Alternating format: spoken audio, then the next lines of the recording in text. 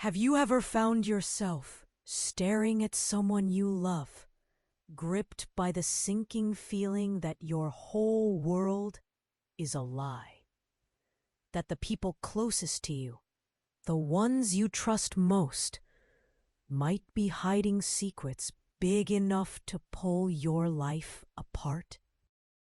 That's where my journey began. A journey so tangled in heartbreak and betrayal, I can barely believe it happened to me. Truth isn't supposed to hurt this much. It isn't meant to dig into your soul and twist everything you thought you knew. But some truths do exactly that. I'm Pedro Rodriguez, and I want to share my story with you. Not because I've healed from it all, but because maybe, in sharing, I'll help someone else survive their own storm. They say life tests you when you least expect it.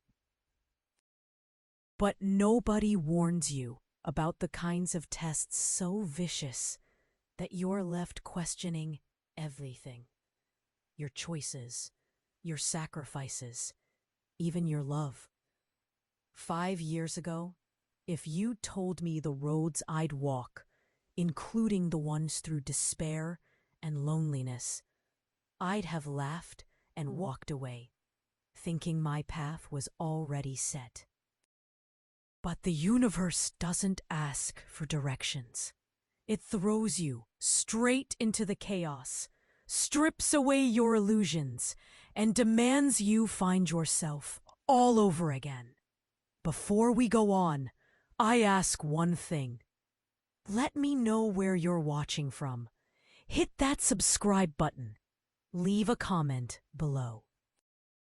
This story is for anyone searching for hope in the middle of loss.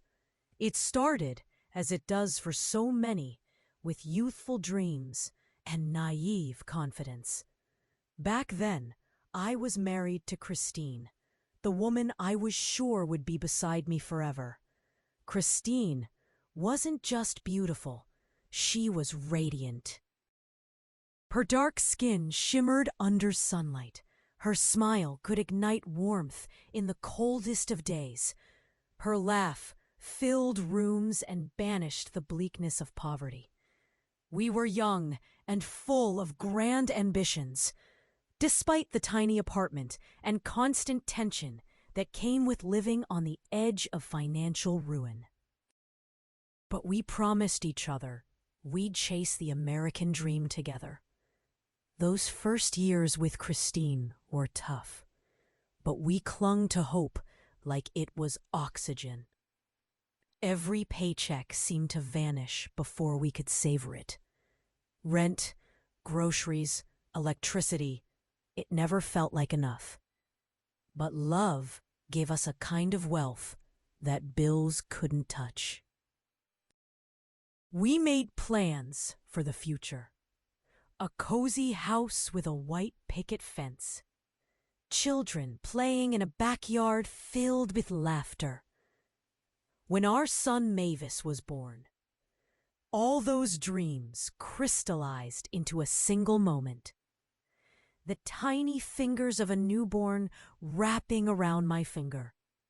His big brown eyes looking to me for everything.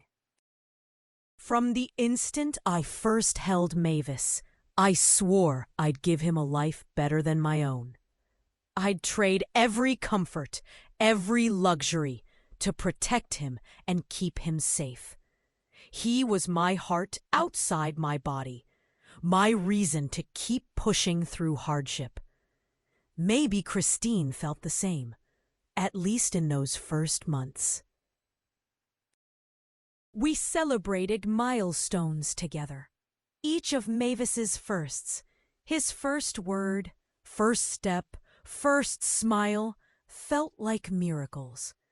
But the relentless grind of survival soon started to wear Christine down. Her laughter turned brittle, her smiles stretched thin. She began spending more and more time away, claiming to be searching for better work.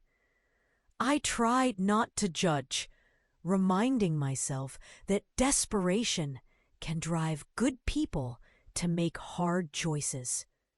Meanwhile, I was working 2 jobs.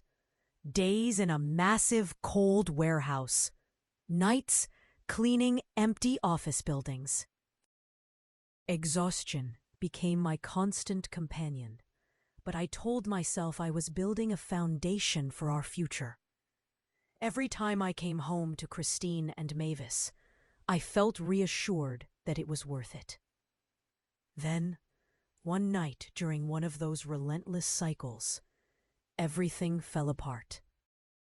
The winter air was thick with fatigue when I dragged myself home from the warehouse, dreaming of the comfort of family and a hot meal. The apartment was eerily silent, a silence so sharp it made me flinch. I found Mavis alone, crying, neglected, and hungry, his diaper unchanged. Christine was nowhere. I started calling her, fear rising with every unanswered ring, my mind tumbling through worst-case scenarios. She finally picked up hours later, her voice cold, distant, almost as if she were talking to a stranger. I could hear music, laughter in the background. She sounded like she'd already left us behind. "Pedro," she said, with a tone free of affection. "We need to talk." She told me, plain as day, that she was done. Done with me. Done with the struggle. Done with being a mother to a child she felt was holding her back. There was another man in her life now. Someone who could offer her the ease and luxury she always believed she deserved. And just like that, with a few cutting words, she walked away from everything we'd built. Divorce papers arrived weeks later, each page a bitter reminder of vows broken.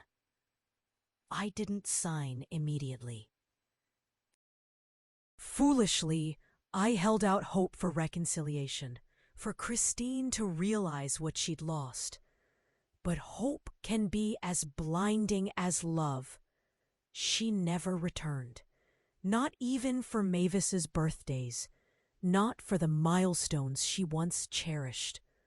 The moment I finally signed those papers, I became a single father, a title as daunting as it is lonely. Raising a toddler alone seemed insurmountable. Nights bled into days with barely a moment to breathe. Every dollar went to keeping the lights on, feeding Mavis, and making sure he never felt unwanted. Some nights, after he'd fallen asleep, I'd cry quietly, wondering if my love could ever fill the hole Christine left. Every day was a battle against exhaustion, against poverty, against the fear that I was failing Mavis in ways I didn't yet understand. There were plenty of moments when the weight of my choices felt crushing. I remember one blistering winter, our one-bedroom apartment cold as a tomb because the heater sputtered and failed. I wrapped Mavis in every blanket we owned, pulling him close, doing my best to shield him from a world that kept taking instead of giving. The public library became our refuge, a warm sanctuary where we'd read stories about knights, dragons, and magic. Mavis would curl up beside me, his imagination ablaze. "I'm going to be a knight when I grow up," he'd tell me, "and I'll protect you from all the dragons." In those words, hope flickered again. He was too young to understand why his mother was gone, but his fortitude put mine to shame. The resilience of children can humble even the strongest adults. Work became a juggling act. Construction by day, cleaning offices by night.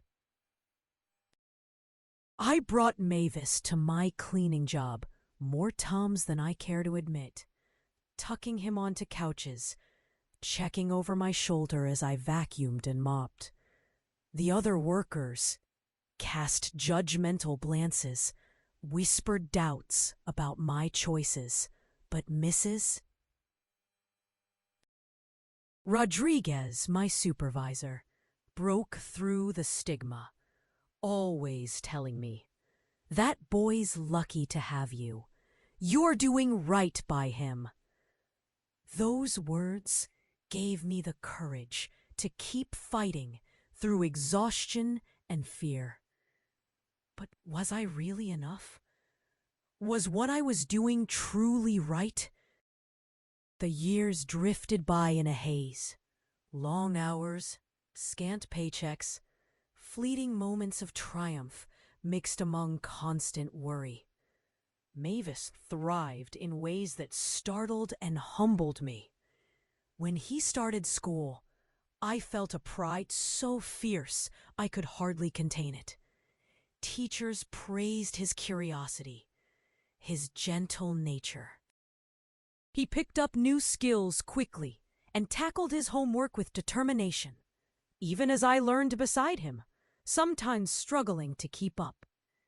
Parent-teacher conferences underscored my deep, conflicting emotions. I'd listen to teachers gush about Mavis's abilities, pride swelling inside me. But then I'd see the intact families all around. Two-parent households, children dressed in clothes I could never afford. Talking about ballet, soccer, and vacations I could barely imagine. Envy pricked at my composure. Why couldn't I give Mavis that kind of stability? As Mavis entered adolescence, the tensions multiplied. Suddenly, I was faced with a teenager who reminded me of myself, stubborn, independent, and yes, distracted by young love and fleeting pleasure. By the time Mavis turned 18, I saw the first fractures of responsibility in him. He came home late, smelling of perfume and boasting about girlfriends with a swagger that masked insecurity. I tried to warn him, to steer him towards caution and accountability, but he shrugged me off. "I got this, Pops," he'd say, a phrase so familiar I sometimes forgot who I was really talking to. None of us know how lost we are when we're young. None of us see the dragons lurking in the corners of our choices. And as the years progressed, Mavis's choices brought new trials none of us could have anticipated. Subscribe and hit like. Our powerful stories add years to your life. Join our Story Lovers Club and let us know in the comments, where are you listening from? Watching Mavis stumble through his first serious relationship was like reliving my own youth, but with the added ache of knowing that no matter how hard I tried, I could only guide him, not protect him fully from making mistakes.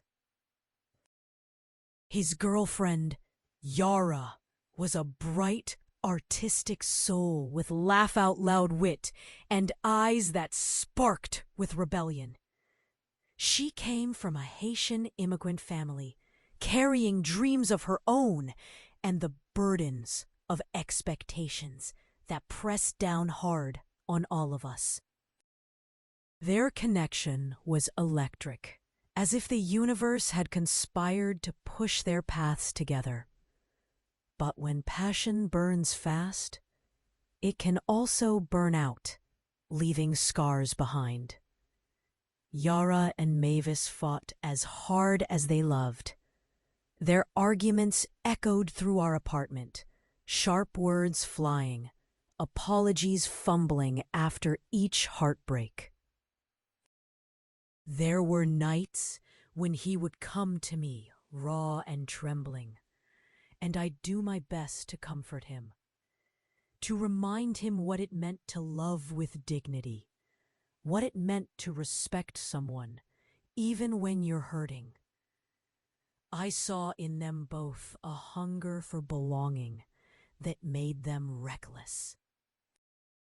They were chasing feelings, each hoping the other could fill what Christine had left hollow. Time moved quickly, and soon their relationship had deepened. I worried about how much Mavis leaned on Yara, wondering if he truly understood the fragility of young love. Still, I kept my faith in him.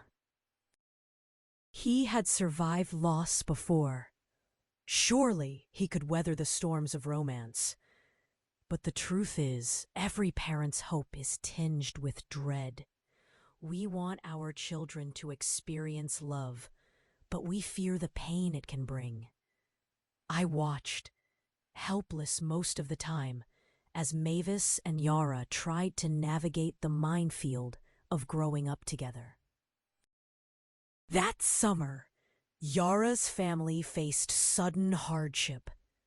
Her father lost his job, and they risked eviction. The pain in Yara's eyes when she confided in Mavis was deep, an ache that only those who have known poverty understand. Without hesitation, Mavis offered to help. He stretched his savings from odd jobs, shifted his priorities, and tried to shoulder the weight with Yara. "We're a team now, Pops," he explained to me one night, his voice resolute but unsure. I admired his loyalty, but I couldn't shake the worry that he was taking on too much, echoes of my own youthful mistakes ringing in my ears. Their bond was strong, yes, but stress began gnawing at the edges. Sometimes love isn't enough to hold two people together when the world is falling apart around them. As Yara and her family fought to survive, our home became a second refuge for her. Her laughter filled our kitchen, her art adorned our fridge, and I found myself becoming part of her circle, sometimes more dad than friend, offering advice when she would let me. Mavis was fiercely protective, always trying to make her smile, sometimes biting off more responsibility than he knew how to manage.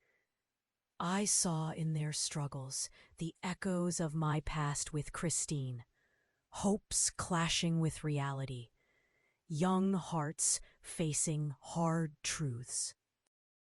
Meanwhile, I kept working, trying to support Mavis and offer comfort to Yara's family when I could.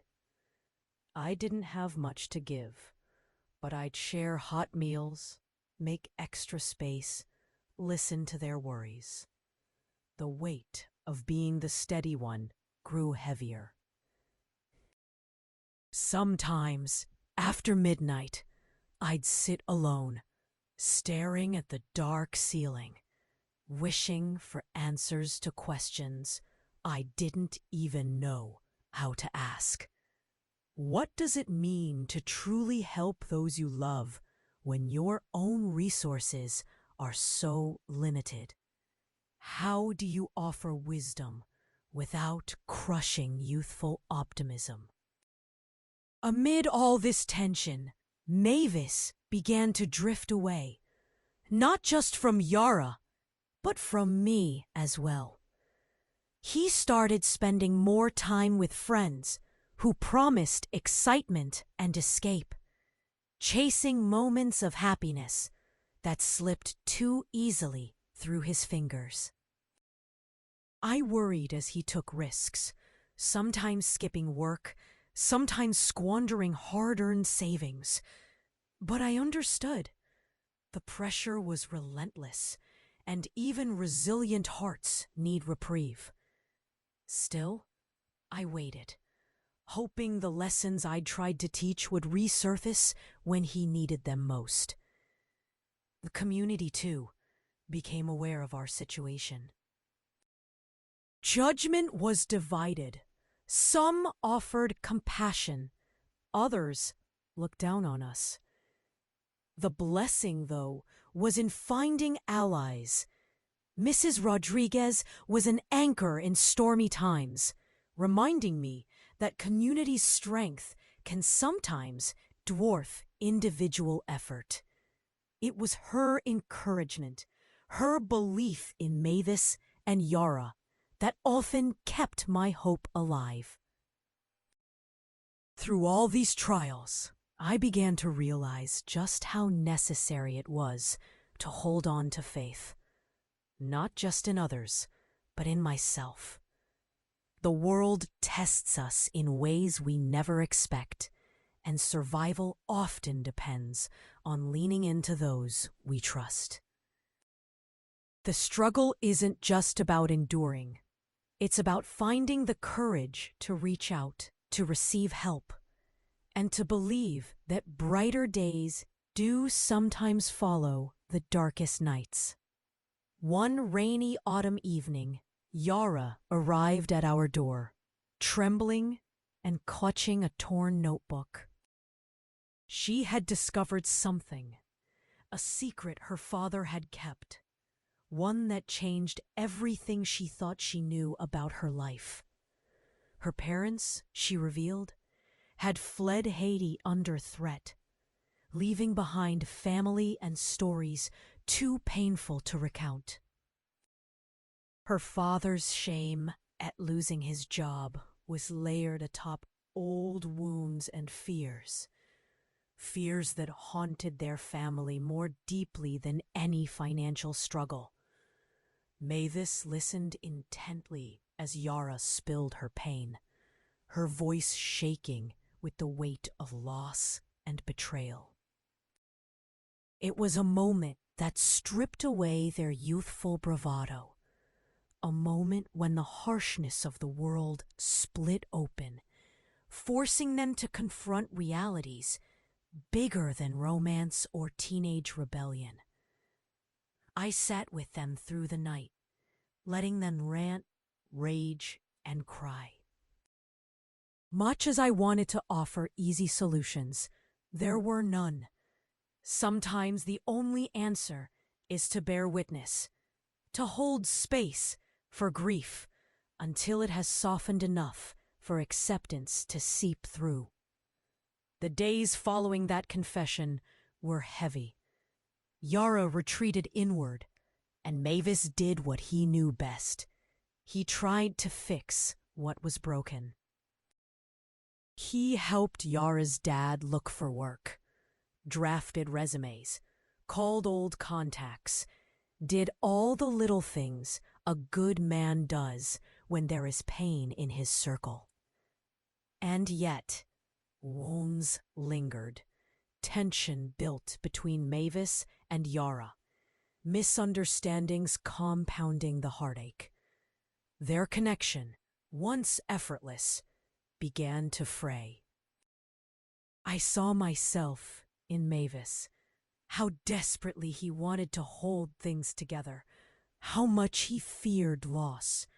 I realized then how cyclical pain can be, passed down through generations, bleeding from one relationship to the next. Mavis was reliving my own heartbreak, fighting against forces bigger than himself, hoping love could fix everything. Unfortunately, love doesn't erase loss. It only colors the pain with meaning, transforming suffering into growth if we allow it. It was inevitable. One cold night, after yet another argument, Yara and Mavis reached their breaking point. Harsh words were exchanged, old wounds reopened, accusations spat across old fears. Yara slammed the door, storming out into the darkness, leaving Mavis gutted and lost. I found him later, sitting on the porch, tears streaking his face, his hands shaking in the cold. I didn't offer advice. Instead, I sat quietly beside him, sharing the silence, letting the night stitch its own comfort around us. Mavis finally spoke, voice hoarse with heartbreak. Why do we keep losing people? Why is love never enough? I told him the truth. Sometimes the world delivers pain without explanation. Sometimes our choices backfire. And sometimes healing only comes when we finally accept what we cannot change. The weeks that followed were tense. Yara stopped coming by. Her family wrestled with their own struggles. Mavis seemed distant at home, barely eating, barely speaking. I watched, helpless, hoping he would find his strength again. I encouraged him to stay busy, to focus on work, studies, anything to rebuild purpose. Slowly, the light returned to his eyes, but it was a colder, more cautious brightness. Losing Yara changed him. It gave him a new awareness of the world's limits and his own. Despite the pain, growth stirred beneath the surface. Mavis began to speak honestly about his feelings, opening up about his fears and regrets. He learned that vulnerability isn't weakness, but strength. A lesson I wished Christine could have learned. Through this season of hardship, we became closer as father and son. Trust rebuilt, not in grand gestures, but in small, daily acts of kindness and understanding. We stood together, two men reshaped by loss, determined to honor the past, but also to find hope again. Time has a way of smoothing even the sharpest edges. As winter passed, Mavis and I found new rhythms.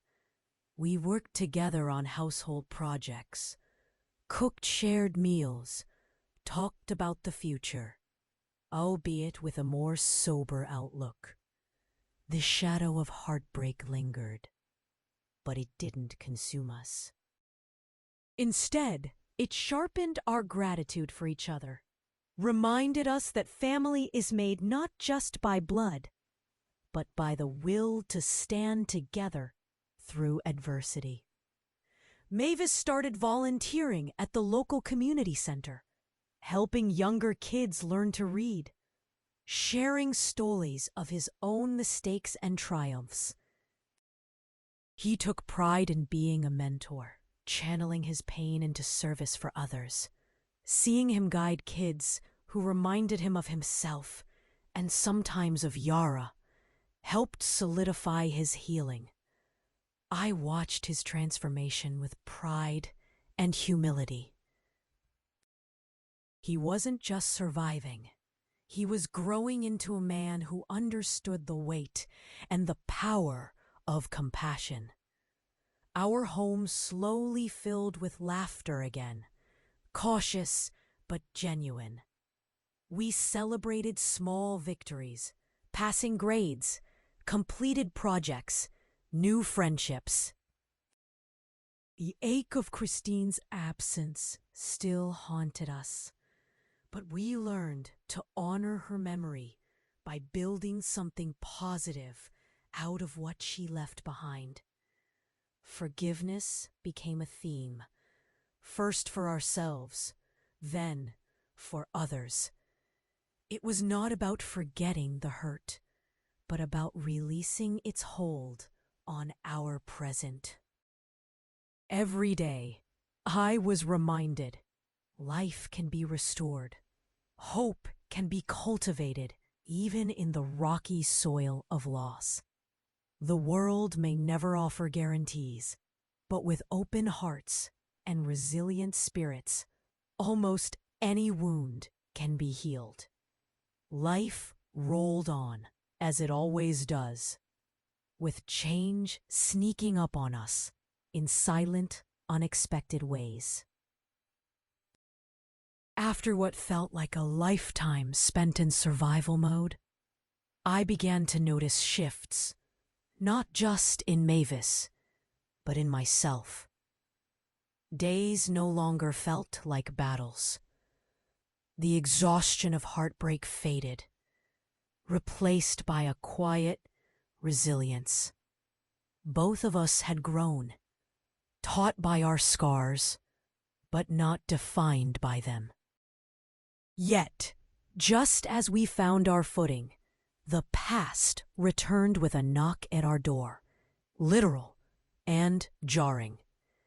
One evening, as a cool spring breeze filled the apartment, the sound of a heavy fist startled us. When I opened it, the face I was greeted with was one burned in my memory, however much I tried to erase it. Christine stood there, older, thinner, her once radiant smile worn down by time. For a moment the world fell silent around us. All I could see were her eyes, deep and haunted, and the tidal wave of history broke over me. Mavis saw her too, and froze. He was no longer the little boy who'd cried for her on sleepless nights, but a young man who carried the weight of her absences. The room filled with a tension so dense, it felt as though the walls themselves might crack. Christine's gaze shifted between us, searching for forgiveness, or maybe for the pieces of herself she had left behind. "I'm sorry," she said in a whisper, her voice trembling just enough to crack my heart open. The words hung between us, fragile and full of echoes. She had come to ask for a second chance, not as a wife, but as a mother, desperate to repair some of the damage she'd done.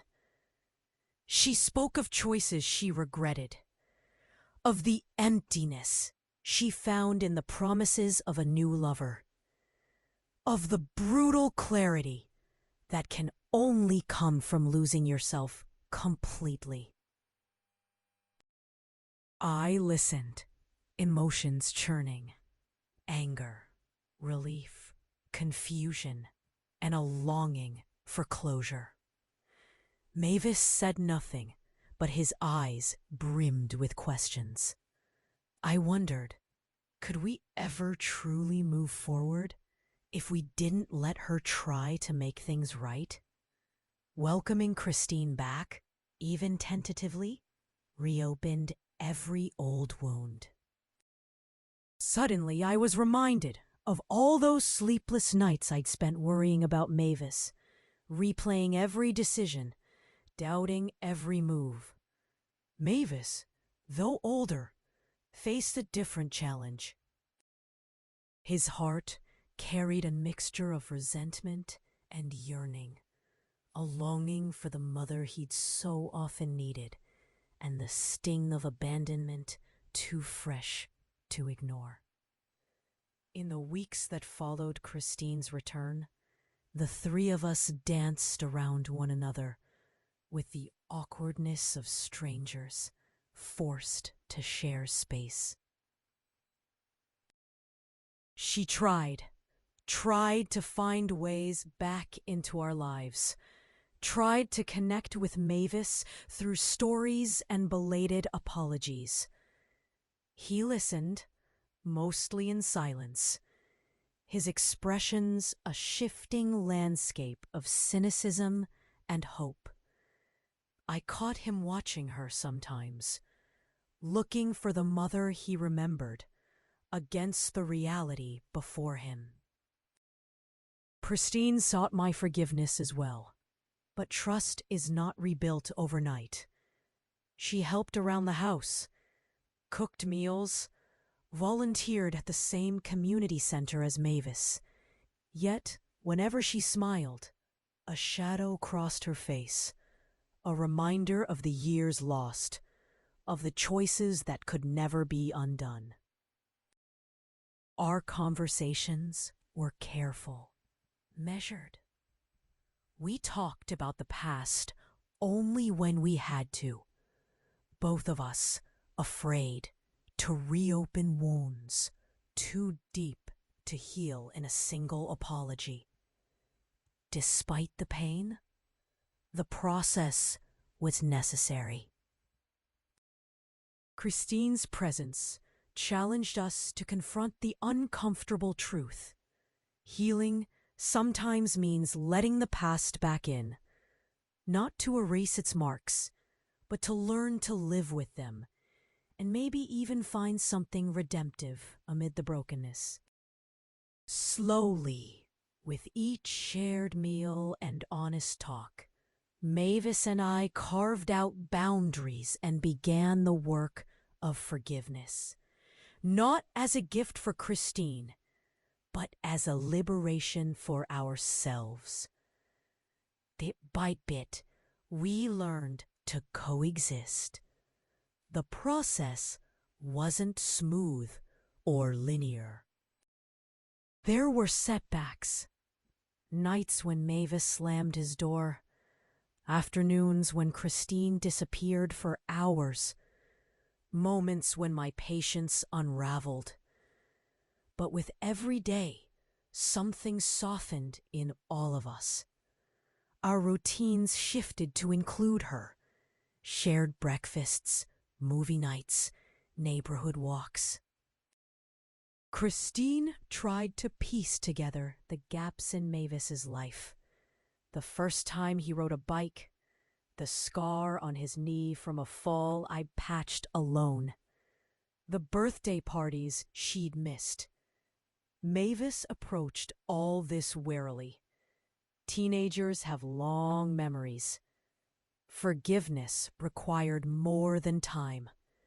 It called for proof. Proof that Christine wasn't just passing through. Proof that she would stay. That she could handle discomfort instead of running from it this time. She did her best to show up, to apologize without excuses, to listen instead of explain. Some evenings, she'd tell Mavis stories about her childhood, laughing and crying in turn, opening doors that had long been shut.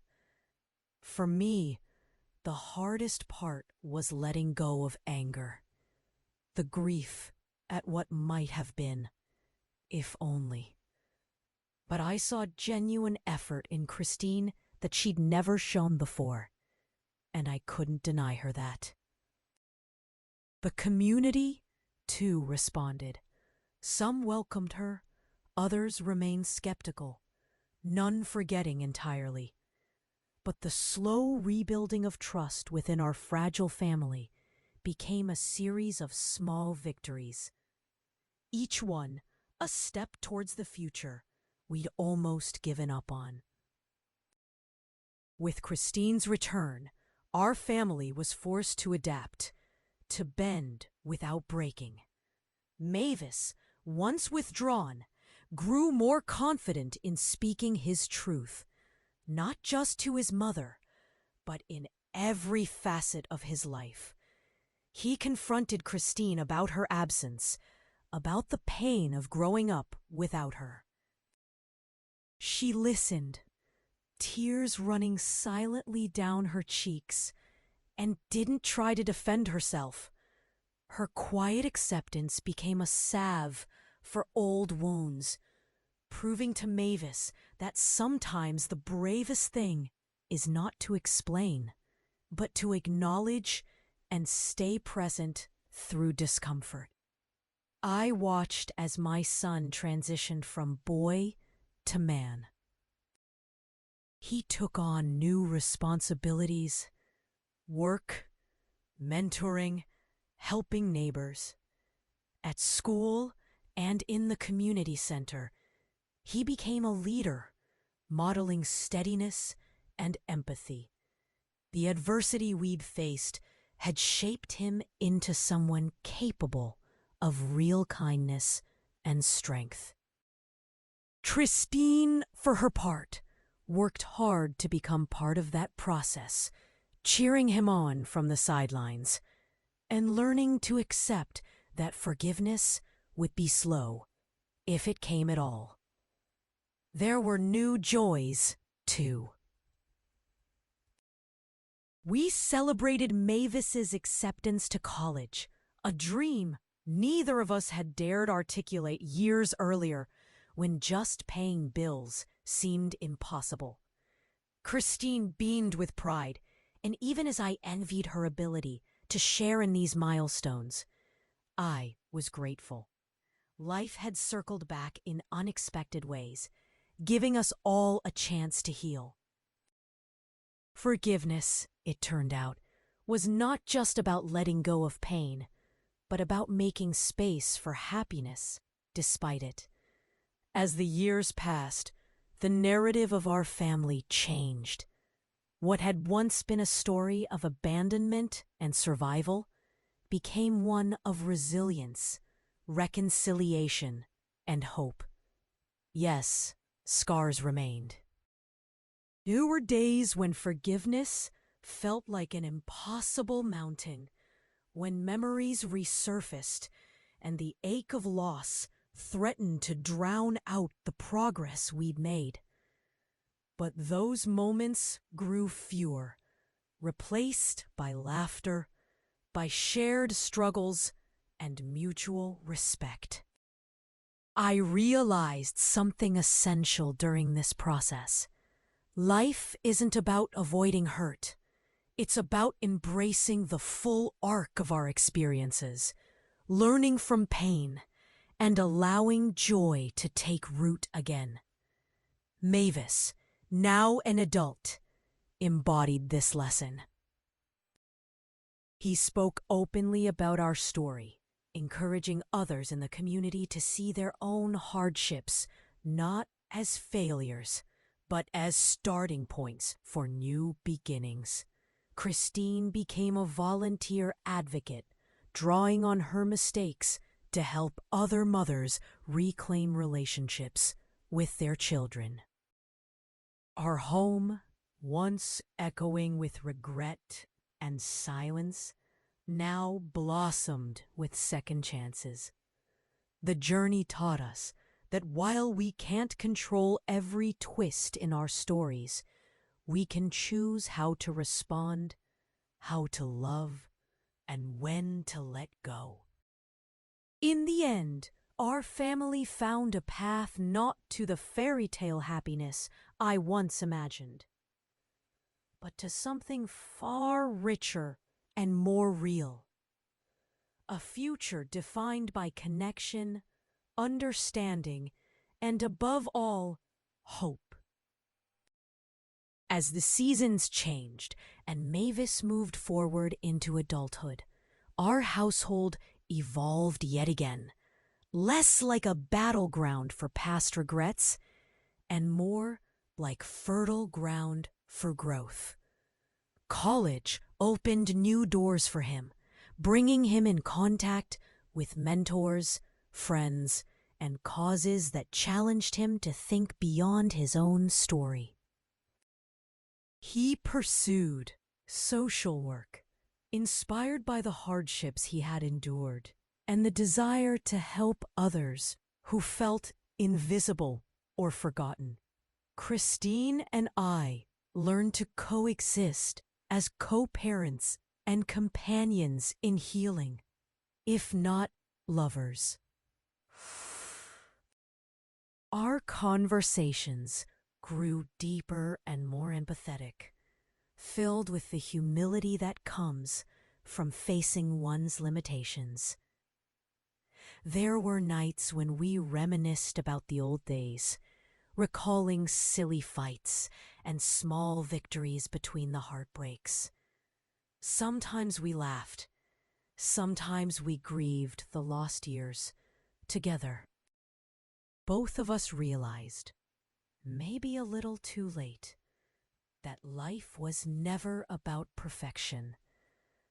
It was about showing up, not just for the easy moments, but for the difficult ones too. What surprised me most was how forgiveness rippled outward, touching not just the three of us, but our wider community. Mavis, bold and articulate, gave talks at local events, sharing pieces of our journey with honesty that moved others to tears. He spoke about poverty, about race, about abandonment and healing, weaving our family story into the fabric of our neighborhood.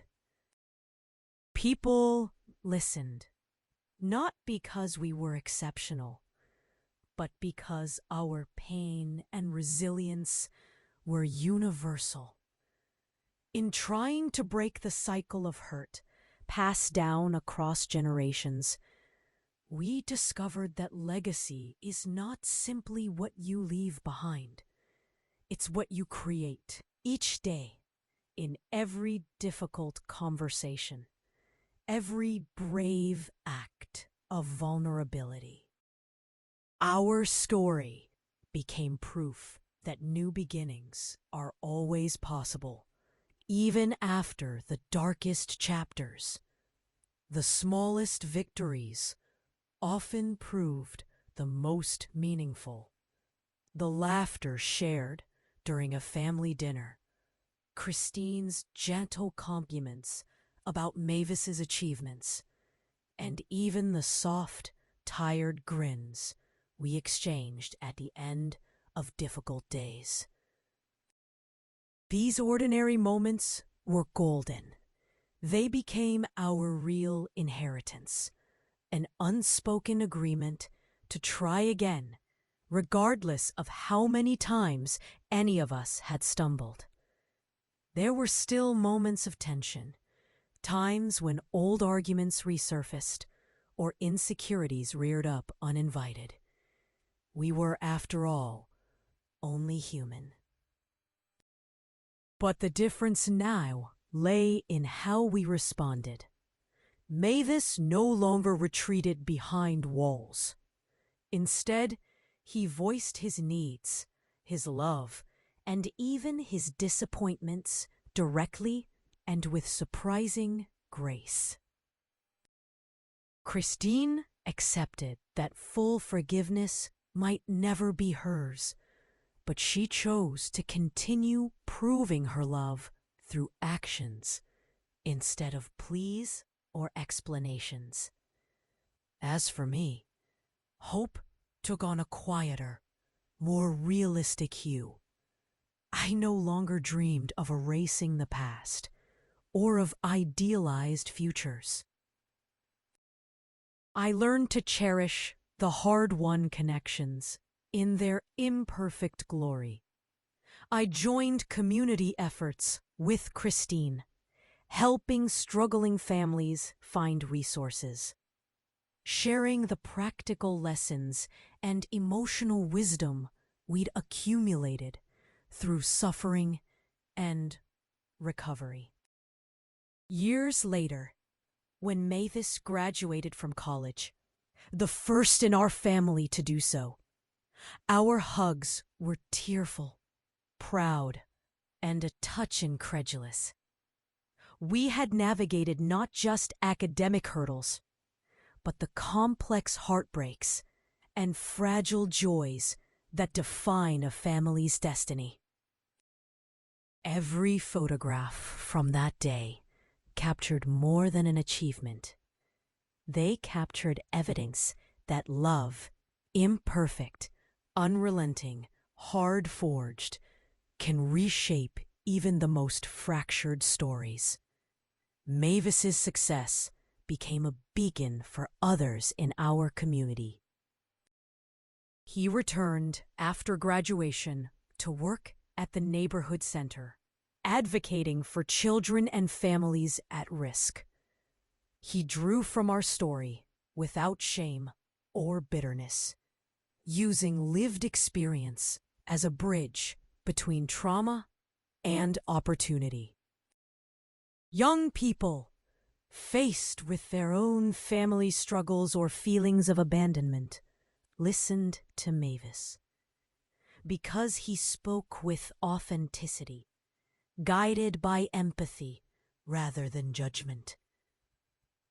Christine blossomed in her own right. Confronting her past mistakes publicly, she attended support groups for mothers overcoming addiction and abandonment issues. She became a confidant for women afraid to claim a new start. Her journey was rarely smooth, but through each slip and recovery, she modeled the courage to keep growing. Her life was a testament to the healing power of community and the reality that transformation seldom looks neat or perfect. I, too, deepened my involvement in our community's outreach. As I told and retold our family's tale to students, to single parents, to church and neighborhood groups, I hoped to normalize imperfection, to encourage honesty and vulnerability. Our story, once something I kept hidden out of shame, became a symbol of hope for others who felt trapped by circumstances. Together, we became a family others looked to, not because we had it all figured out, but because we'd learned to keep fighting for connection, for growth, and for joy after everything seemed lost. Years blurred into each other. Seasons marked less by pain and more by traditions we forged anew.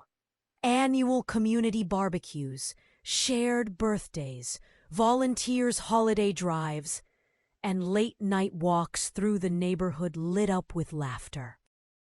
New people entered our lives. Mavis brought home friends of every background. Christine mentored other struggling mothers. And I found solace in friendships grown from shared hardship. As our family grew outward, the definition of home changed, becoming less about four walls and more about belonging wherever we stood together. We made peace with the past, letting gratitude speak louder than regret. There were still bittersweet anniversaries, reminders of the hard years when anger and silence ruled. But even these became soft with time, teaching us the gentle art of letting go. Lessons bloom. On long summer evenings, we'd gather on the tiny porch, watching children play in the street, talking about dreams, old and new. Sometimes we'd fall silent and just listen to the city's heartbeat, the hum of hope stubbornly refusing to fade. It was during these moments I realized that redemption doesn't arrive like a high drama. It's a slow, patient process, earned through years of showing up, apologizing, forgiving, and laughing together. We'd become a family not by pretending the pain never happened, but by loving each other honestly through and beyond it. As I reflect on our journey, its setbacks, its triumphs, and the deep, complicated love woven through every chapter, I see more than just survival. I see endurance, redemption, and hope. I see that the families who make it aren't the ones who avoid trouble, but the ones who keep reaching for each other when things fall apart. Christine is not the person she was when she left us, but her story proves that people can change, repair, and make amends even after devastating mistakes. Mavis, shaped by trials both gentle and harsh, chooses every day to invest his pain into purpose, his past into the service of others.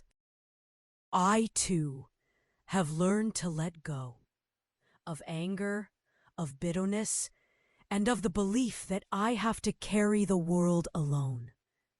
Now, as our family gathers, imperfect, diverse, and full of stories, I am grateful. Grateful for the pain that pushed us to grow, for the love that taught us endurance, and for the hope that stitched us back together. We have learned that even broken beginnings can yield unbreakable bonds, that every ending is just another opening act for grace and second chances. If you ever find yourself doubting that healing is possible, that forgiveness is deserved, or that families can't come back from the edge, look to our story.